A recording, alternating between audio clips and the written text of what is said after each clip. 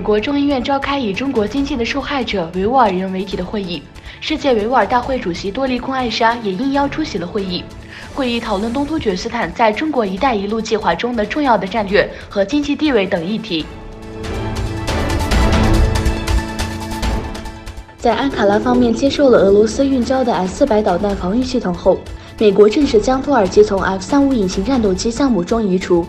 美国国防部当局表示，美国的合作伙伴一致认为，在土耳其采购俄制 S-400系统之后，应将安卡拉排除在 F-35战斗机项目之外。五角大楼在一份声明中称，美国与其他 F-35项目伙伴国一致决定，暂时禁止土耳其参与这一项目，启动正式程序，以便将安卡拉排除在 F-35战斗机项目之外。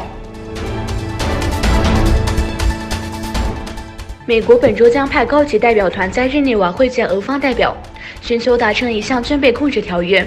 该条约将首次不仅限制2个最大国家的核武库，还将把中国涵盖在内。美国不顾俄罗斯的反对，以俄罗斯违约为由，决定退出中导条约。该决定将于12月生效。美国当局还曾表示，无意续签将19个月后到期的削减战略武器新条约，尽管俄方恳权保留该条约。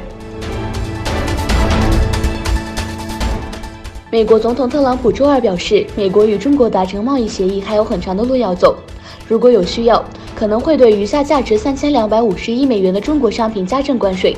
特朗普在白宫内阁会议上发表讲话说，中国应该购买美国的农产品，他的政府正在观察北京是否会履行承诺。